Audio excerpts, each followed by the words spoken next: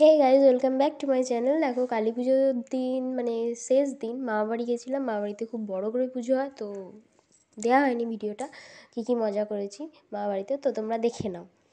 এটা আমার দুটো ভাই, একটা আমার ভাই আর একটা সেজ মাসিমণির ছেলে, দুজনে আমার ইউটিউবে ভিডিও বানানো নিয়ে মশকরা করছিলো।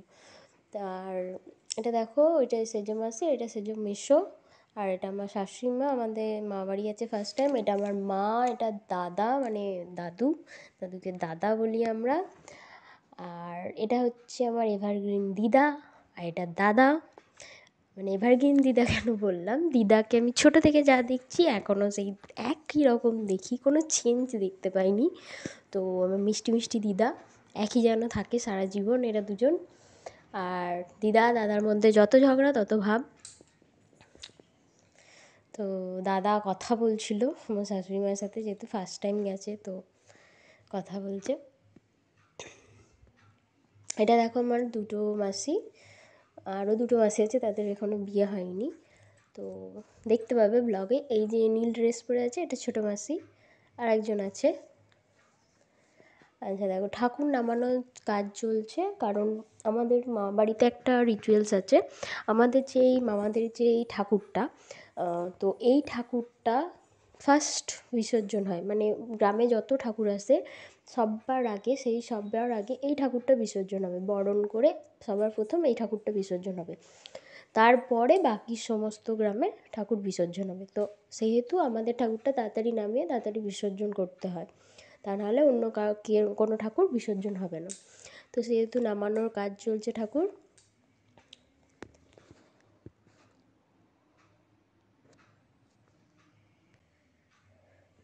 তারপর যে সমস্ত ঠাকুর আছে সেগুলো বিসর্জন হবে। তো চলে এলো, তো তোমরা দেখতে থাকো ব্লগটা। ঠাকুর নামানোর কাজ শুরু হয়ে গেছে। আর ঠাকুর বললাম তো, এখানে প্রচণ্ড বড় বড় ঠাকুর হয়, মানে একটু মানে প্রত্যেকটা মানে বোধহয় 55 থেকে 60টা ঠাকুর আসে মোটামুটি, তারও বেশি হতে পারে। তো বিসর্জনের ব্লগ আলাদা করে দেবো, এটার সাথে দিতে পারিনি। তো দেখবে কত মানুষ আসে আর কত লোকজন, মানে প্রায় রাত্রি 2:30, 3টে, 3:30 অবধি মানে বিসর্জন চলতে থাকে। তো দেখো সবাই মিলে ধরে নামাচ্ছে, এসব মামাই হয়, আরও সব আছে। ঠাকুর বরণ শুরু হবে, তো তোমরা দেখতে থাকো ভিডিওটা।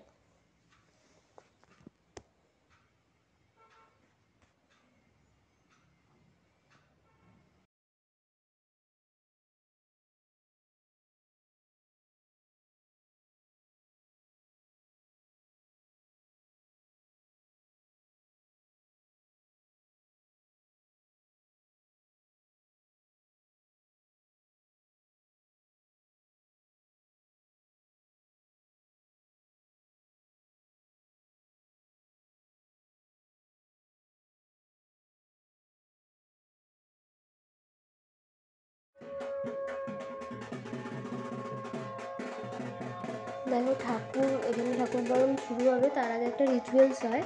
তো ঠাকুর মাঝে রেখে বাড়ির মেয়ে বউরা 7 পা ঘুরবে, মানে মাকে রেখে, তো ঘোরার পর দেন বরণ শুরু হবে। তো সেই কাজটাই চলছে, তো দেখো আমরা ঘুরছি, তো দেখতে থাকো।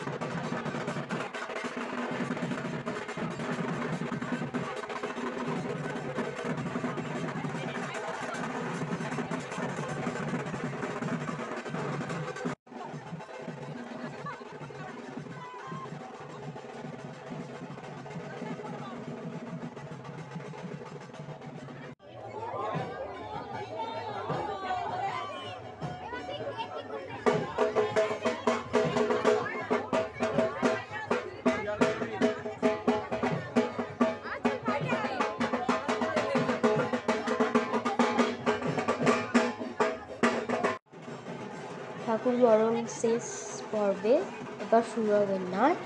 তো এখানে সবাই প্রায় নাচে, বাড়ির মেয়ে বউ সবাই নাচে। তো দেখো কেমন নাচছে সবাই।